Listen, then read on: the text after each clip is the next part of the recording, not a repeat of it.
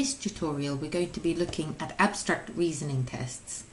There will be separate tutorials that work through specific question types, but here we're just going to introduce what kind of questions you can expect and how you can build up your aptitude for them. Abstract reasoning tests look to level the differences between the kind of education that candidates might have received. They are often based on pictures or in other unusual ways and need to be approached logically. They shouldn't require more than the most basic level of mathematics and English. They might look daunting at first, but if you think clearly, you should be able to work through most. The question types roughly split into a couple of broad categories. The first category is pattern spotting questions. The second category is spatial awareness. So how well can you visualize three-dimensional objects? And the third category of questions give you too much information and you need to extract the relevant information from it. So the first category of questions can be broadly characterized as spotting the pattern. They might be structured in different ways. You might have a sequence of 4 pictures and you might be asked which picture comes next.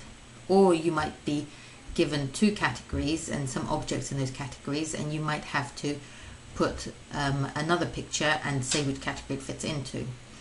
Or you might be given a relationship between X and Y and then given another object A and asked to complete what has the same relationship to A as Y has to X.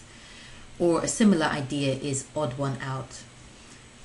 In all cases, the question is testing whether you can see a pattern.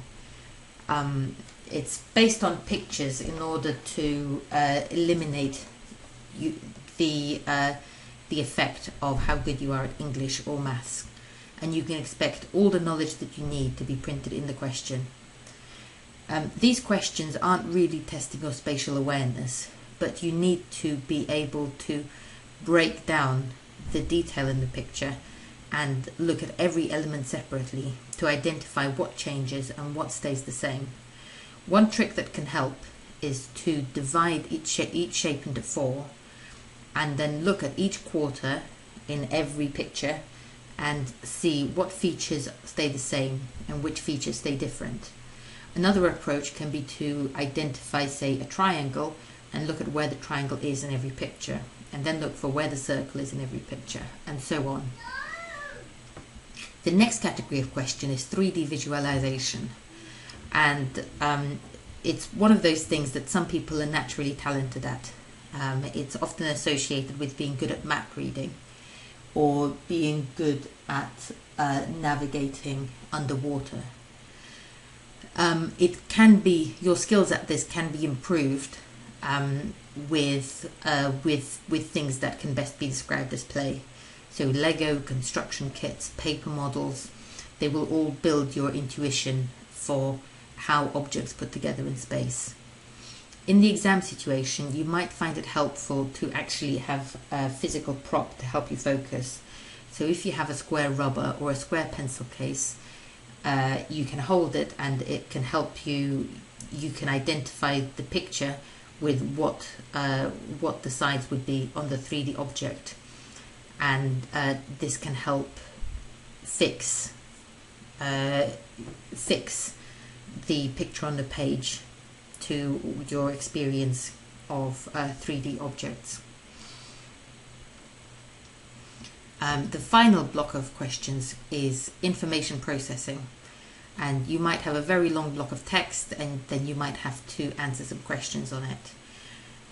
One way of stopping yourself getting overwhelmed by the amount of information there is to start by reading the answers so that you know what you're looking for. It can help to do a sketch or a table when you come to reading the information, so that you can immediately note down the relevant pieces of information, whether it's where people live or what food they buy. What you're trying to not do is getting distracted by excess information. So keep in your mind what answer you're looking for and disregard anything that won't help you reach the right information. Other assorted question types you might find, for example, count the items in a picture. There's always going to be a trick in a question like this. Take a second to think about what the trick is before you start counting. And finally, questions based on optical illusions. Again, expect a trick. Maybe have a look at some common optical illusions so you get used to what they look like. And consider using a ruler or a straight edge to help your eyes not be thrown by the distracting information. Separate tutorials are available which work through all these question categories in detail. These questions can be a lot of fun if you're not doing them under pressure. You can try designing your own questions by playing with Lego bricks, or by gluing paper cutout shapes, or even by playing memory games where you work with a friend, you arrange some shapes on a tray, and then you take one shape away and you have to spot what's different. A lot of very popular computer games are built on the same principles as abstract reasoning questions. The most famous one is Tetris, but if you look in the App Store for your tablet computer, you'll find many exciting and original new titles.